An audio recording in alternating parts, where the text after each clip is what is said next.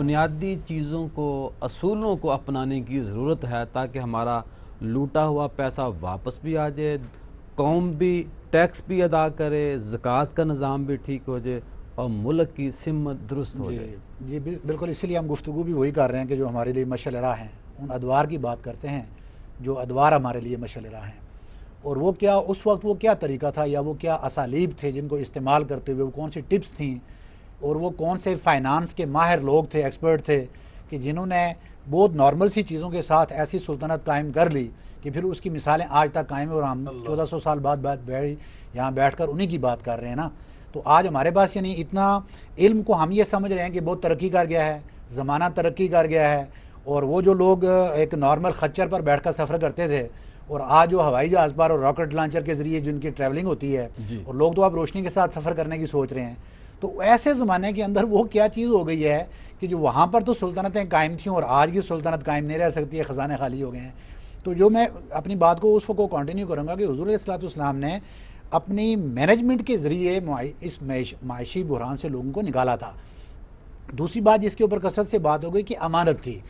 اب جو اس بیت المال کا جو بہترین دور قائم کیا نا وہ سیدنا عمر بن خطاب رضی اللہ تعالیٰ عنہ تھے۔ سب سے پہلے ابو ہریرہ رضی اللہ تعالیٰ عنہ بحرین سے جب 5 لاکھ درہم لے کر گئے تو وہاں سے یہ بنیاد ڈلی کہ اتنا مال جب آ گیا ہے تو فوری خرچ کر لینے کے بجائے اس کو کیوں نہ سیو کر لیا جائے اور فردر لوگوں کی ضروریات اس سے پوری کی جائیں۔ لیکن اس مال کو سیو کرنے والے خود ان کا عالم کیا تھا کہ وہ خود مسجد نبوی کے اندر لیٹ جاتے تھے، وہ ان کا اڑنا بچھونا تھا، اور خود لوگوں کی ضروریات پوری کرنے کے لیے سامان اپنے کندھے پر لاد کر لے جاتے تھے، اور آخری ایام میں جب آپ بیمار ہو جاتے ہیں، یہ جو مشعل راہ ہے، جب آپ بیمار ہو جاتے ہیں تو اس وقت لوگ مشورہ دیتے ہیں کہ آپ شہد کا استعمال کریں، آپ کا گلا خراب ہے، آپ کے جسم میں کچھ اس ٹائپ کی چیزیں ضرورت ہے کہ آپ شہد کا استعمال کریں، تو آپ فرماتے ہیں کہ میرے تو گھر میں شہد ہی نہیں ہے، میں کہاں سے استعمال کروں؟ پھر لوگ مشورہ دیتے ہیں کہ بیت المال میں تو شہد ہے، تو آپ فرماتے ہیں کہ وہ تو قومی خزانے کا مال ہے، میرا تو نہیں ہے، تو میں قومی خزانے میں سے شہد کو اپنی ضرورت کے لیے، اپنی صحت کے لیے کیسے استعمال کروں؟ جب آپ کی طبیعت اس کے لیے زیادہ خراب ہوتی ہے تو آپ مسجد نبوی میں لوگوں کے ساتھ خطاب کے دوران ریکویسٹ کے انداز میں، التجا کے انداز میں ان سے اجازت مانگتے ہیں کہ کیا آپ ناراض تو نہیں ہو جائیں کہ مجھے اجازت دیتے ہیں کہ بیت المال میں سے تھوڑا سا شہد میں اپنے لیے استعمال کر لوں؟ مدینہ شریف میں ایک ڈیلیگیشن آتا ہے، یعنی قافلہ تھا لوگوں کا گزر رہا ہے، تو آپ اپنی سلطنت کے دور اس بات کا خیال خود رکھتے تھے، تو آپ جاتے ہیں اور جا کر رات کے وقت اس قافلے کی نگرانی کر رہے ہیں۔ ایک بچے کے رونے کی آواز آ رہی ہے، تو آپ جا کے پوچھتے ہیں کہ یار سبب کیا ہے اس عورت سے کہ کیوں یہ بچہ رو رہا ہے، اس کو چپ کیوں نہیں کرواتی ہو؟ تو وہ عورت کہتی ہے کہ ان کو تو نہیں پتا کہ یہ کون ہے پوچھنے والا۔ فرماتی ہیں کہ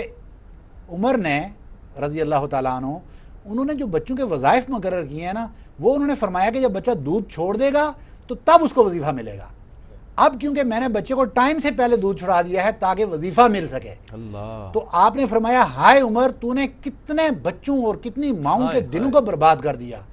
اس دن اعلان فرماتے ہیں کہ آج سے بچہ پیدا ہوتے ہی اس کا معاوضہ لگ جائے گا، وہ دودھ چھوڑے یا نہ چھوڑے اس کا تعلق نہیں ہے، میری وجہ سے بچہ ایسا نہ کرے۔ آپ جب تک وہ تدابیر، وہ سپیرٹ آپ نہیں لے کر آئیں گے نا سر جی، وہ لوگ ہونے چاہیے اپنے، وہ جاہل لوگ جن کو دین کا پتہ نہیں، جن کو اسلام کا پتہ نہیں، صبح اور شام اور شراب پئیں، جھوٹ بولیں، اور وہ کہیں کہ آپ ان کے اس ذریعے سے ریاست مدینہ کا وہ لاگو کریں گے اصول، تو امپوسیبل۔ جی ڈاکٹر صاحب